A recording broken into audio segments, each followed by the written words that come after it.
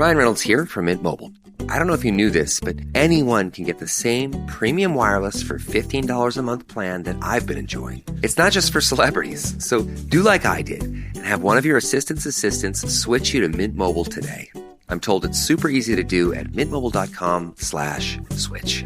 Upfront payment of $45 for 3-month plan, equivalent to $15 per month required. Intro rate first 3 months only, then full price plan options available. Taxes and fees extra. See full terms at mintmobile.com.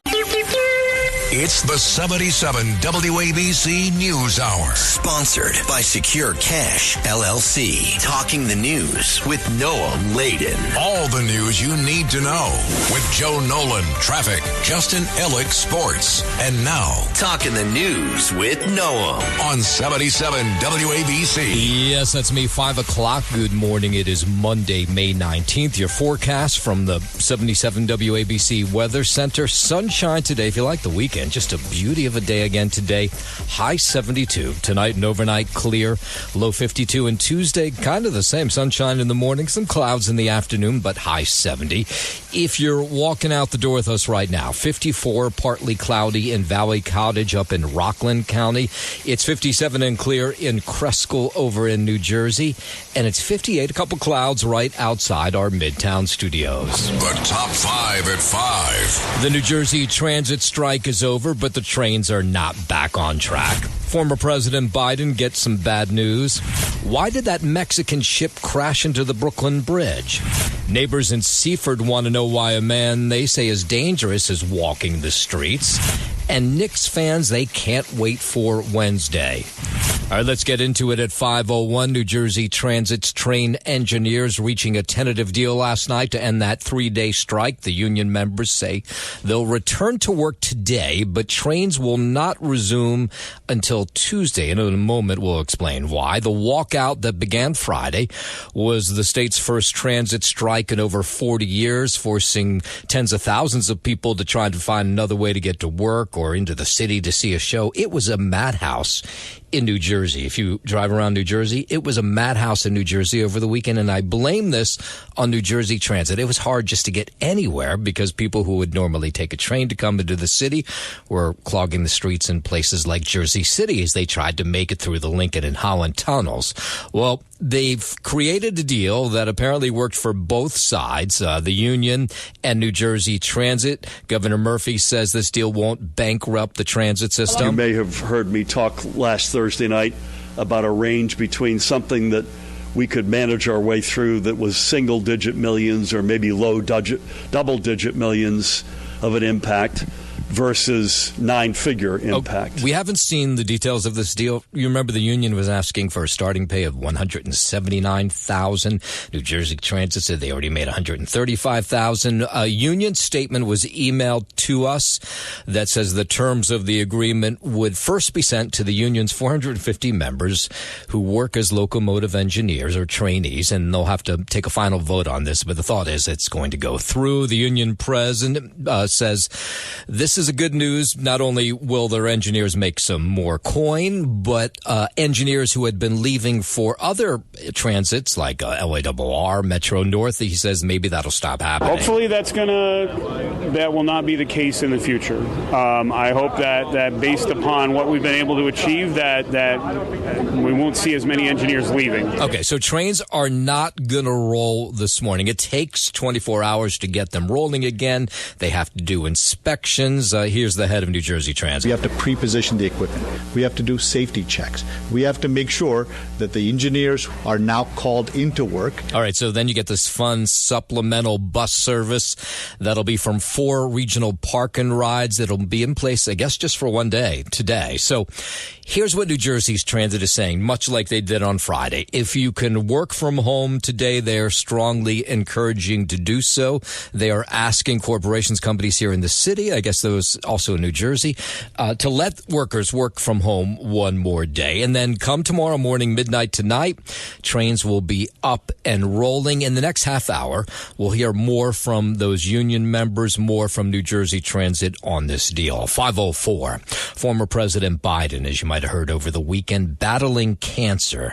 Washington correspondent Simon Marks has the details. The announcement came in a statement from the former president's office. He is dealing with stage 4 prostate cancer an aggressive case of the disease, with physicians saying it has already metastasized to his bones. But his doctors say the 82-year-old still has some treatment options available to him that could effectively manage the spread of the cancer cells. So here's as much as we know. The former president and his family said to be reviewing treatment options. President Trump said he and the First Lady were saddened to hear the news and sent best wishes to the Bidens for a successful recovery.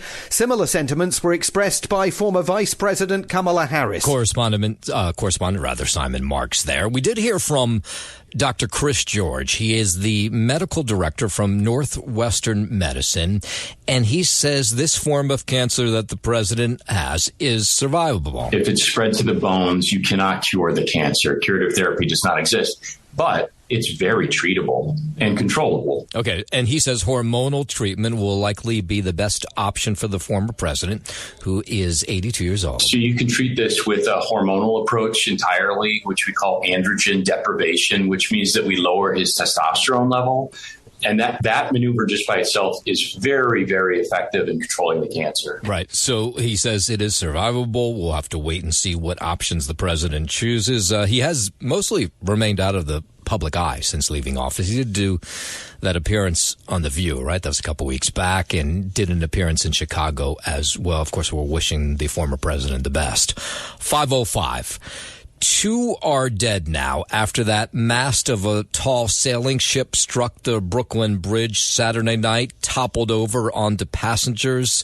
Andrew Whitman has the latest. The pilot that is assigned to navigate, the boat out of the water, I believe he lost, and there were some mechanical issues that probably caused the ship to hit the water. That's Chief Wilson Arambolas of the NYPD Special Operations Bureau with his preliminary assessment of why a throwback tall ship hit the Brooklyn Bridge around 8:30 Saturday night.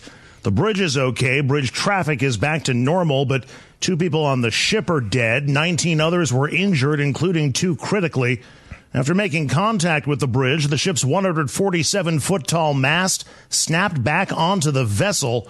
Andrew Whitman, NBC News Radio, New York. Did you see the video of this? I mean, it is crazy. It looks like it's out of a motion picture when the ship hits the bridge, then starts going towards the pier where people are watching it. The ship's captain, by the way, telling the NTSB last night that he lost full power of the ship, and that's why it ran into the Brooklyn Bridge, which sounds exactly like what happened in Baltimore last year. Of course, the multiple people were hurt. Spectators had gathered to watch this all play out. This is about a crash. Oh,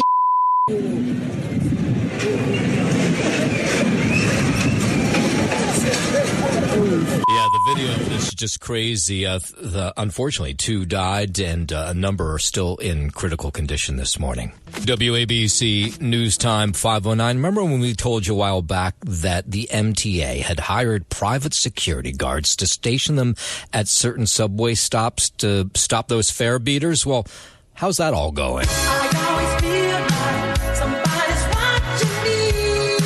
They may be watching, but are they actually doing anything? The New York Post reports guards with Allied Universal Security Services were seen leaving their position at the turnstiles or even helping some people go through the emergency doors for free. One guard tells the Post that riders come with excuses or straight-up demands to enter. To date, the MTA has paid over $35 million to the world's largest private security firm.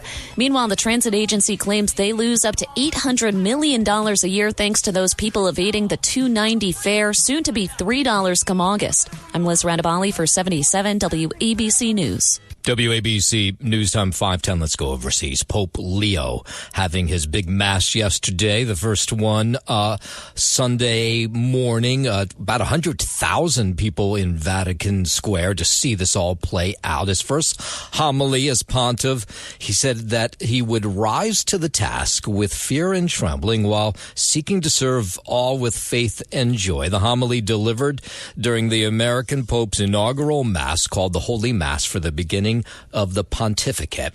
In St. Peter's Basilica at the Vatican yesterday, there were so many Americans there because, of course, Americans so excited that he's one of us from Chicago, of course. It feels so surreal. It's The thought that's been in my head this entire time is just this is a once-in-a-lifetime thing. The representation is also like what makes it so much like surreal and like harder to describe. Like as a person that's Catholic, it's like, oh, like this is my people. Like this is like my representation of like the church. Leo rolled through the crowd in an open-top Pope-mobile through St. Peter's Square, where all those 100,000, maybe more, gathered to catch a glimpse of him. The Pope said during his homily that there's too much discord, too many wounds caused by hatred. People watching this yesterday say it was just totally a thrill. Is that it's a new phenomenon to hear Roman Catholicism spoken with a Midwestern accent. And I think it's going to be transformative. Yeah, I still can't get over it. I mean, it's wild. Attendees at the Mass, which marks the official beginning of Leo's time as Pope, included Vice President J.D. Vance, Secretary of State Marco Rubio, who had other world leaders there as well. But everybody just wanted to talk about this guy with the Chicago accent. I just think that really, as Chicagoans, we should be quite proud that he grew up, born and raised in the Catholic school system, and to know that someone from Chicago can become the Pope. What a wonderful thought for all of us. And Pope Leo saying yesterday he's glad this part is over and he's ready to get down to work. 5:12, let's bring it back home. The FBI says the man they believe was behind Saturday's deadly explosion outside a Southern California fertility clinic was an act of terror. Assistant Director in charge at the FBI's Los Angeles office, Akil Davis, confirmed the ID. Edward Bartkus, 25-year-old from, again, 29 Palms. He says it took time for a positive ID because of the force of the blast in Palm Springs. They're calling the 25-year-old from 29 Palms a nihilist, someone who believes that existence is without meaning or value, but they're not releasing an official motive. The subject had nihilistic ideations, and this was a targeted attack against the IVF facility. He was the only person to die from the blast. The people injured are all out of the hospital. I'm Lisa Carton. From Southern California, let's go over to the Midwest. This is where you realize that the news that's delivered is very New York or LA-centric. Do you know how many people died in these tornadoes and bad weather in the Midwest over the weekend? I was shocked when I came to work because I didn't realize how many it was. 28 people were killed over the weekend with this wild weather that blew through places like Kentucky and Missouri. Kentucky's Governor Andy Beshear announcing yesterday afternoon weather-related deaths in his state had risen to 19 after the death of a female from Russell County. Rescuers, they were out in force yesterday looking for more victims. There's heavy damage. Places like Somerset, a city in Pulaski County. That's about 120 miles from Louisville. It was a scary night. I'll just tell you, I probably didn't realize the gravity of it until I saw the news some this morning. We were out in it all night. A violent tornado plowed through the southern portion of the state, at least 5 counties in that state, in a state of emergency. Buildings just knocked over, homes destroyed. Here's the governor. We have avoided a lot of the direct impacts that others have seen. This is one of the biggest events, I think, in close to 40 years, maybe over 40 years for our community. In this small town of Somerset, where so many homes were wrecked, the mayor there, Alan Kreck, says he was frightened. He had to ride out the storm. It appeared to come right across our house. I'd never seen lightning or wind like that at home. We've had a lot of houses destroyed. Yeah, and in London, the mayor there says multiple people dead in and around London from these tornadoes, the bad weather over the weekend. Lives have been changed forever here tonight. And this is a time that we come together, we pray for this community. And, the good thing about London, Laurel County, in these times, this community does that. And that's what we need to be doing tonight. Tonight, and then in the morning, and the days to come, pray for our neighbors, pray for our first responders. I have never personally witnessed what I've witnessed here tonight. There's a lot of devastation. And we're expected to get another update from those rescue crews sometime later this morning. In a moment, we'll tell you what they were busy doing in Congress last night. But first, 5:15, let's head over to the 77 WABC Sports Desk. Happy Monday. Good morning, Justin Allen. Happy Monday. Good morning to you, Noam Layden. We will start here in the Bronx at Yankee Stadium. Cody Bellinger hit a grand slam That capped a 6-run eighth inning and gave him 6 RBI on the night, sending the Yankees to an 8-2 victory over the Mets. A throwing error by Mets first baseman Pete Alonso allowed Jason Dominguez to score the tie-breaking run in the 8th. Paul Goldschmidt added an RBI single off Ryan Stanek, and Bellinger connected against left-hander Genesis Cabrera. For his 9th career slam in a matchup of first-place teams, Max Fried pitched 6 effective innings as the Yankees took 2 of 3 at home in the first Subway Series this season. The crosstown rivals meet again July 4th through 6th at Citi Field in Queens. Juan Soto was booed all weekend and went 0 for 4 with 2 strikeouts yesterday, to the vocal delight of Yankees fans. He finished 1 for 10 with 4 walks during his first series back in the Bronx since leaving the Yankees for the Mets. Up next for the Mets, Kodai Senga gets a start in tonight's opener of a 3-game series against the Red Sox. First pitch is scheduled for 6:45 p.m. from Boston. As for the Yankees, they'll enjoy an off day today before they open up a 3-game series tomorrow night against the visiting Texas Rangers. To the NBA here, we're all looking ahead to Wednesday night, 8 p.m. The New York Knicks, of course, putting away the Boston Celtics on Friday night in very, very convincing fashion. So they'll meet the Indiana Pacers in the Eastern Conference Finals. Game 1, Wednesday night, 8 p.m. The Knicks will be 4.5-point favorites there in Game 1. Sticking with the NBA last night, the Thunder beat the Nuggets 125-93. OKC wins that series. They'll meet the Minnesota Timberwolves in the Western Conference Finals starting tomorrow night. And to the ice here, the Florida Panthers beat the Toronto Maple Leafs 6-1 in Game 7. Florida wins that series. They'll meet the Carolina Hurricanes in the Eastern Conference Finals starting tomorrow night. 3rd straight Eastern Conference Finals for Florida. The Western Conference Final between the Edmonton Oilers and Dallas Stars. That'll get underway on Wednesday night. That is your Sports Gnome, and I'm Justin Ellick on 77 WABC. Hey, business owners, make your cash secure again with Secure Cash LLC. Transporting your business's cash safely in armored trucks. SecureCashLLC.com. WABC News Time 519. I have to mention this. So the great people who who sponsor this program put an ad right after Joe's Traffic, and I can't get my brain around the fact that it's there. And almost every day, I almost accidentally step on their commercial. Did I step on it that time, Lou? It was probably a split second. I saw it coming, though. I heard it. I feel like you should almost play it a second time. Is it possible to even do that? Or no? I have to drag it back in again. That's all right. It's going to take a second or two. Yeah, and I'm not allowed to do it from my position. Oh, all right. Never mind. But anyway, sometimes my brain just can't get past something, and that is one spot right after Joe. All right. Anyway, 520. Congress advancing President Trump's big, beautiful bill last night. The budget and tax bill failed to get out of a GOP-led budget committee Friday, but advanced in a rare weekend vote Sunday by a 17-16 vote along party lines. The 4 Republicans who opposed the bill in committee on Friday voting present tonight. The package includes a major spending increase for immigration enforcement and the military, extensions to Trump's 2017 tax cuts, cuts to Medicaid, SNAP, and clean energy funding. GOP lawmakers are looking at changes that could make House passage more difficult this week. I'm Chris Coraggio. The White House predicts President Trump will get positive results when he speaks to Russian President Putin, expected to happen today about a ceasefire in Ukraine. That's what the U.S. Special Envoy Steve Witkoff was saying. He was on the news shows over the weekend. I believe that the president is going to have a successful call with Vladimir Putin. They know each other. The president is determined to get something done here. Russia and Ukraine held their first direct talks on Friday in Istanbul, and they agreed to the largest prisoner swap of their 3-year-old war. U.S. Special Envoy Witkoff talks about the goals concerning Trump's call with Putin. We have to get to a ceasefire. That's the president's position, and we all agree with that position. And most importantly, we have to get to a final peace deal.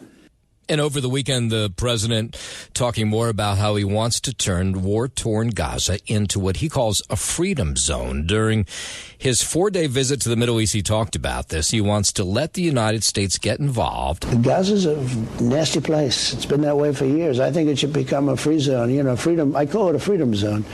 Trump says something needs to change in Gaza. I don't think anybody disagrees with that. You talk about crime stats.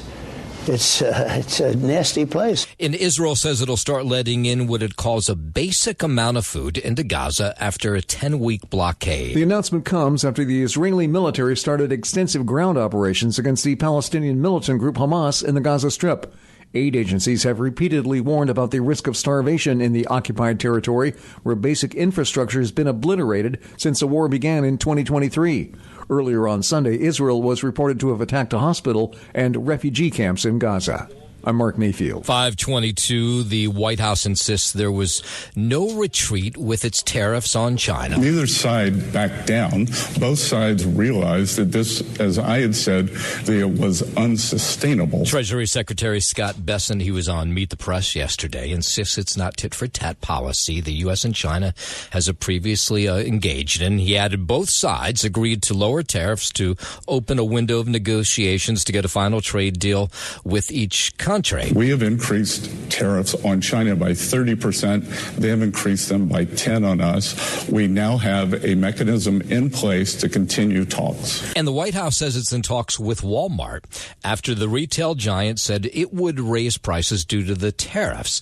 Treasury Secretary Scott Bessent talking about this on Meet the Press yesterday. Walmart is, in fact, going to, as you describe it, eat some of the tariffs. On Saturday, President Trump posted that Walmart should stop trying to blame tariffs as the reason for raising prices and went on to say they should eat the tariffs. With their consumer, the single most important thing is the gasoline price, and gasoline prices have collapsed under President Trump. WABC News Time 523, FBI Director Kash Patel says the agency going to leave its Washington, D.C. headquarters. We want the American men and women to know if you're going to come work at the premier law enforcement agency in the world, we're going to give you a building that's commensurate with that. And that's not this place. So what Patel says is 1,500 workers will leave the J. Edgar Hoover building, that one on Pennsylvania Avenue, because of its condition and be relocated to locations across the country. This FBI is leaving the Hoover building because this building is unsafe for our workforce. However, the FBI director did not share a time frame for the move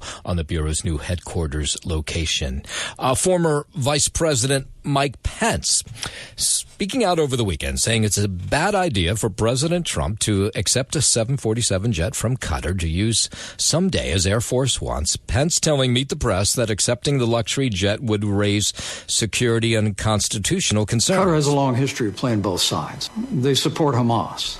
They supported al-Qaeda. Qatar has actually financed pro-Hamas protests on American campuses across the United States. The Trump administration plans to accept the jet from the Qatari royal family and use it for presidential travel. He says he hopes Trump reconsiders that. He suggests if Qatar wants to give the U.S. a gift, it could direct $400 million to infrastructure on their military base. And so the very idea that we would accept an Air Force One from Qatar, I think, is inconsistent with our security, with our intelligence needs.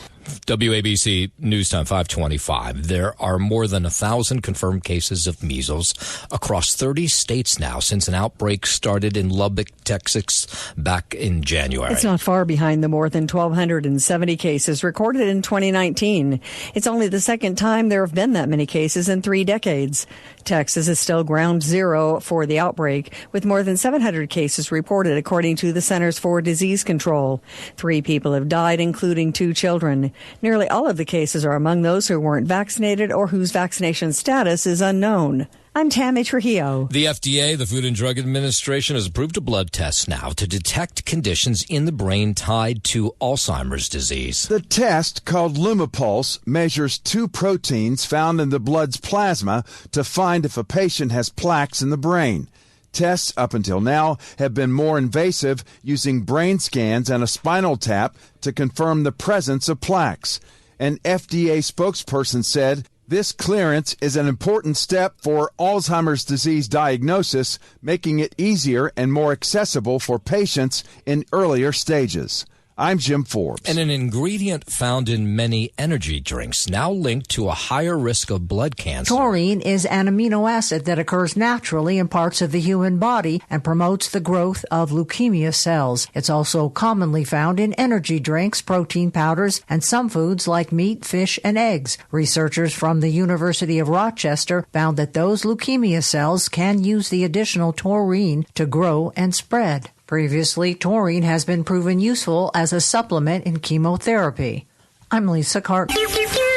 It's the 77 WABC News Hour. Sponsored by Secure Cash, LLC. Talking the news with Noah Layden. All the news you need to know with Joe Nolan, traffic, Justin Ellick, sports. And now, Talking the news with Noah on 77 WABC. Yes, that's me. Good morning. It is Monday, May 19th. Your forecast from the 77 WABC Weather Center. Sunshine, another beauty of a day on the way. High 72. Tonight and overnight clear, low 52. And then Tuesday, sunshine in the morning, clouds in the afternoon. High 70 if you are walking out the door with us right now. So happy you are. 54 and partly cloudy in Valley Cottage up in Rockland County. It's 57 and clear in Cresco over in New Jersey. And it's 58 rather, and mostly clear right outside our Midtown studios. WABC News Time 5:39 as you heard from Joe there. The New Jersey Transit strike is over after the Brotherhood of Locomotive Engineers and Trainmen approved a deal, or at least initially have, on Sunday night. It was definitely a feeling of success that we were able to come to terms on something that I think we both can accept. Now, we have not seen the details of this new deal because the transit workers have to approve it first. New Jersey Transit President Chris Colori and the chairman of the union, Tom Haas, spoke about the deal. They didn't get into the specifics of it last night. Here's Colori and Governor Murphy. They held a press conference to announce the deal. Was fair and fiscally responsible. That is both fair to NJ Transit's employees while also being affordable for our state's commuters and taxpayers. And the head of the union was real clear. He says they came to a deal because both sides had cool heads during the negotiations. It's been cordial the entire time. I mean, we've had difficulties because obviously we disagreed, but I will say we were able to disagree as adults. It never got really contentious or hot-tempered. We had a cordial attitude the entire time through. And again, I want to thank New Jersey Transit and CEO Chris Colori for maintaining that tenor, that we were able to have honest and candid discussions about what we felt our differences were, and we worked through them.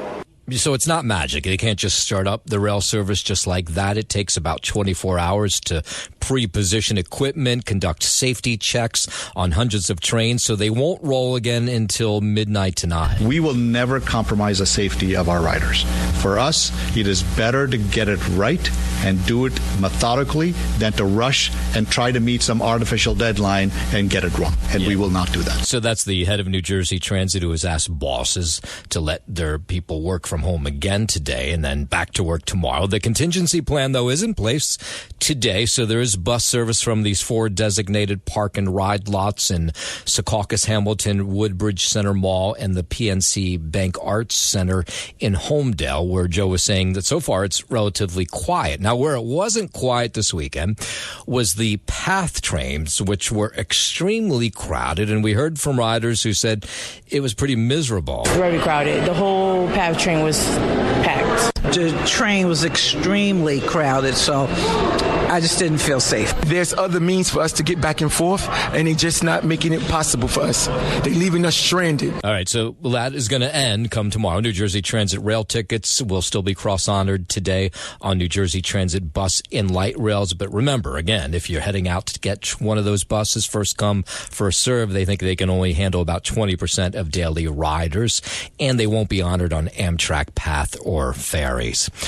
There's a bit of good news for New Jersey drivers, at least the ones that take Route 80. 2 lanes of eastbound I-80 in Wharton are finally set to reopen come Wednesday following extensive closures that brought upon a series of those sinkholes. Remember, these date back to the winter. Those eastbound lanes aren't alone, though. According to New Jersey Department of Transportation, by the end of this month, the DOT says another 2 lanes going westbound are expected to reopen as well. When you talk to people who drive through this area daily, they say it's just been a complete and total nightmare. Now, it was all because of these sinkholes. The first sinkhole materialized back in December. It was the size of a 4-story building. But since then, there's been a whole bunch of other sinkholes found as well. So the rest of the work is currently on schedule to reopen all lanes of 80 by June 25th. But the first ones as soon as Wednesday. So good news for those drivers who've suffered through months and months of that now. 543. Did you see the video of that Mexican Navy ship slamming through the top of the Brooklyn Bridge on Saturday night? It really looked like it was out of a horror movie. I mean, one guy, I don't know who it was, but he got this great shot of the ship hitting the top of the bridge and then coming towards the deck where everybody was watching it. Nearly 24 injured, 2 dead now. There are others that are still in critical condition. This happened around 8:30 Saturday night. 300 sailors on board this ship. It was just a ceremonial thing. There was lots of excitement by the fact that the Mexican Navy was in New York. And what the ship's captain is saying is he just was never meant to go under the bridge, that he just lost power when they got near the bridge. They're all happy and excited and saying, bye to it. And then all of a sudden that happened. It just crushed everyone. Yeah, that's one of the people who was on the shore ready to watch this all play out. I mean, they was just supposed to have this ceremony. There were bands on the shore playing music. Meanwhile, New York City Department of Transportation says the Brooklyn Bridge was not damaged from this collision and that traffic will freely flow. That's good news, people who drive over the bridge daily. I'm shocked that it's open right now, that cars are going across it right now and people are walking on it, just because the damage that it took, but apparently it's okay. I hope our city officials did a good job checking that. Yeah, so the ship was here on an international goodwill mission, was set to disembark, and then was next headed to Iceland. I guess that won't happen now where they fix what's wrong. 277 people on this ship last night. Members of the Mexican-American community here in New York went to the site of where this took place to pray for the victims. As a community, we just want to say that we are here for them. We want to send them love. Yeah, I mean, what a sad way to end a goodwill mission. All right, 5:45. Let's head over to the 77 WABC Sports Desk where we find Justin Ellick. Thank you, Noel Maladen. We'll start here in the Bronx at Yankee Stadium. Cody Bellinger hit a grand slam that capped a 6-run 8th inning and gave him 6 RBI on the night, sending the Yankees to an 8-2 victory over the Mets. A throwing error by Mets first baseman Pete Alonso allowed Jason Dominguez to score the tie-breaking run in the 8th. Paul Goldschmidt added an RBI single off Ryan Stanek, and Bellinger connected against left-hander Genesis Cabrera for his 9th career slam. In a matchup of first-place teams, Max Fried pitched 6 effective innings as the Yankees took 2 of 3 at home in the first Subway Series this season. Crosstown rivals meet again July 4th through 6th at Citi Field in Queens. Juan Soto was booed all weekend and went 0 for 4 with 2 strikeouts yesterday to the vocal delight of Yankees fans. He finished 1 for 10 with 4 walks during his first series back in the Bronx since leaving the Yankees for the Mets. Up next for the Mets, Kodai Senga gets to start in tonight's opener of a 3-game series against the Red Sox. First pitch is scheduled for 6:45 p.m. from Boston. As for the Yankees, they'll enjoy an off day today before they open up a 3-game series tomorrow night against the visiting Texas Rangers. And to the NBA here, we're looking ahead to Wednesday night at 8 p.m. Our New York Knicks, of course, burying the Boston Celtics in Game 6 on Friday night in very, very convincing fashion. So they will now welcome in the Indiana Pacers for Game 1 of the Eastern Conference Finals on Wednesday night. Are they going to win this series? I think so, yeah. I mean, with the way they played on Friday night, man, imposing their will like that, that was an impressive victory to put away the Celtics. So I don't want to get too far ahead, but if they beat the Pacers, who do they want? Who's the best team to take on in the championship? Well, I mean, I don't know. OKC looks really good, but I don't really know. All right. Yeah, we're going to have to see how Game 1 shakes out in that Western Conference Final, of course, between the Timberwolves and the Thunder. I don't think you want to play the Thunder in the finals. I just don't think you want to. So we want the Timberwolves. Yeah, I think so. But of course, making it to the Western Conference Finals, Timberwolves are no slouch either here. No, I'm letting. I mean, you're getting here into the point of really, really competitive basketball, obviously. So you're going to have to see how Game 1 shakes out between OKC and Minnesota. and then I'll probably have a better answer for you. Okay. How's that? That work for you? Back. Yeah, okay. that Yeah. works. All right, sounds good. Yeah. We got the NHL here. By the way, the Thunder beating the Nuggets last night. That's why they're moving on into the Western Conference Final, where they will meet Minnesota. That starts tomorrow night. And in the NHL, the Panthers beat the Maple Leafs 6-1. Florida wins that series, of course. They'll meet the Carolina Hurricanes in the Eastern Conference Final starting tomorrow night. Third straight Eastern Conference Final for Florida. The Western Conference Final between the Edmonton Oilers and Dallas Stars. That gets underway on Wednesday night. That is your Sports Gnome, and I'm Justin Ellick on 77 WABC. WABC News Time 5:49. A 57-year-old man dead, 34-year-old woman stable condition after police say they were shot last night. This was in the Fordham section of the Bronx. The bullets flew about 7 p.m. East 188th Street near Webster Avenue. The man shot in the head, the woman shot in the leg.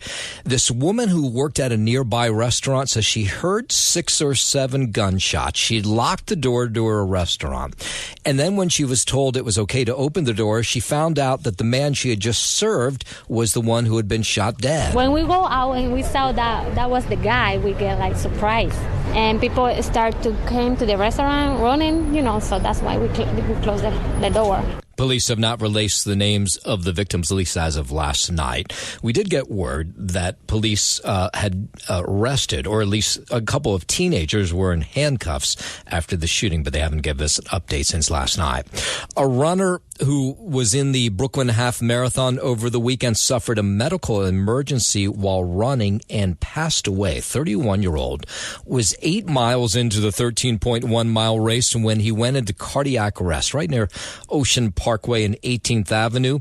The on-site medical staff, they performed CPR on the man at the scene before taking him to Maimonides Hospital, where unfortunately he later passed away. According to the New York Roadrunners Club, the man was in his first time ever race. Cops searching for the driver of a burgundy Ford Explorer who hit and killed a pedestrian in Brooklyn and just never stopped. Police say it happened around 12:30 in the morning in Clinton Hill. The New York Daily News reports video shows the 55-year-old man limping as he crossed a street at Fulton Street and Washington Avenue, and that the Explorer appeared to be going fast compared to other cars when it slammed into him. Witnesses were stunned that the driver didn't stop. The victim was taken to the hospital but couldn't be saved. I'm Lisa Salvati. WABC News Time 551. It was a fantastic weekend. Outside, of course, these shootings. It was just beautiful across New York. And it all started, of course, on Friday night. You sat down, got to watch the Knicks just wallop the Celtics 119-81. I hadn't seen anything like that in a long time, where a team was just so out of it the entire game. Jalen Brunson says this was an incredible way to bounce back for New York. They're now looking forward, he says, taking on the Pacers. The way we prepared, the way we talked out there, the way we made it an emphasis to have each other's back and continue to cover for each other. It's focused on the defensive side of the ball. And when we're doing that, offense, we're flowing. And it was interesting to see Brunson over the weekend say that he's excited for Knick fans who have suffered, for a long time. It was definitely felt the energy. The way they've been supporting us all year, it's been remarkable, so I'm just really happy that we were able to do that. You see that crowd outside the Garden after the game was a little crazy. New York begins the conference finals Wednesday night when it hosts the Pacers for Game 1 at the Garden. The Knicks, of course, have not won an NBA title since 1973, which is sort of hard to imagine. It's been that long. More than 3,000 drivers across New York going to have to pay up now the cost of driving with fake or illegal license plates. They may be watching, but are they actually doing anything? The New York Post reports guards with Allied Universal Security Services were seen leaving their position at the turnstiles or even helping some people go through the emergency doors for... I think this is the wrong story. That is the story of the guards who have been hired by the MTA to watch the turnstiles to look for fare beaters, and apparently they haven't been doing that great of a job. But we'll get more on those license plates coming up in the next hour. Let's go out to Long Island. A Seaford man accused of making terroristic threats against students at Seaford Harbor Elementary, denied the charges against him. In comments that he made exclusively to News 12 over the weekend, Michael Marin was arraigned in Hempstead. Authorities say he yelled threats and obscenities at children during a sporting event at the end of last week on the school's playground. The incident resulted in calls for police presence during dismissal and activities over the weekend. But Michael Marin spoke to News 12 and he said he didn't do anything wrong. Totally fabricated. Honestly, I would never do that, call anyone sexually or anything to that. His backyard borders the elementary school's playing field.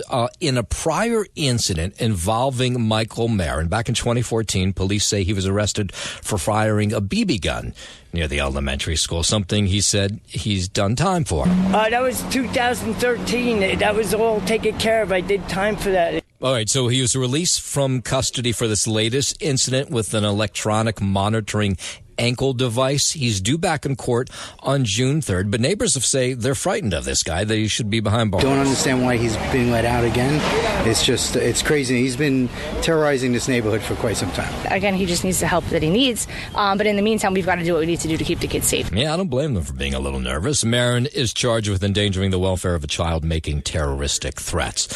While we're out on Long Island, it was a violent weekend on the roadways. LIEE, 2 different crashes that killed 3 people.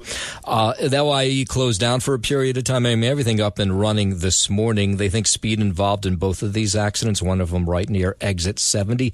The head of AAA, Robert Sinclair, says people have just been speeding a lot, and that's what causes a lot of these actions, and of course, rather accidents. And then it's just distraction, right? People staring at their phone, that kind of thing. So many more people are speeding. We know from the statistics that they're driving distracted, they're driving impaired, they're driving without their seatbelts. Yeah, he says that all makes him nervous, of course, after ahead of a big driving weekend, of course, Memorial Day weekend. Mayor Adams says he may cancel contracts with groups that he and his staff determine are anti-Semitic as concerns grow within his own administration. Adams was on CNN Friday talking about his new office to combat anti-Semitism. He told Wolf Blitzer he wants the office to look at city contracts with, quote, entities that are dealing with hate or anti-Semitism. He didn't specify what he meant. The Daily News says an anonymous source in the administration is worried the office will yank money from Muslim and Arab groups that have condemned Israel's attacks in Gaza. An Adams spokesperson says defunding groups is not the goal of the new office, but that the mayor is not ruling it out. Andrew Whitman, NBC News Radio, New York. Of course, coming up at 6 o'clock, Sid has his own anti-Semitism, has his own anti-Semitism task force with new members popping on it every day. I'm sure we'll hear more about that during Sid and Friends in the morning. Thanks for listening to the News Hour with Noam Laden. You can hear the News Hour with Noam Laden weekday mornings at 5 on 77 WABC. If you like the podcast, share it with your friends and listen anytime at WABCRadio.com and download the WABC Radio app. Hit that subscribe button on all major podcast platforms. Plus, follow WABC on social on Instagram, TikTok, Facebook, and X. See you next time for a new episode, so you never have to wonder. What the heck is going on here? Memorial Day doorbuster deals are here at Lowe's. Right now, rewards members save $80 on the Master Forge 4-burner gas grill, now just $149. Plus, rewards members save $900 on the Lowe's exclusive Hisense French door refrigerator, now only $999. Lowe's, we help, you save. Valid through 5/26. Selection varies by location. While supplies last. See Lowe's.com for more details. Program subject to terms and conditions. Details at Lowe's.com/terms. Subject to change.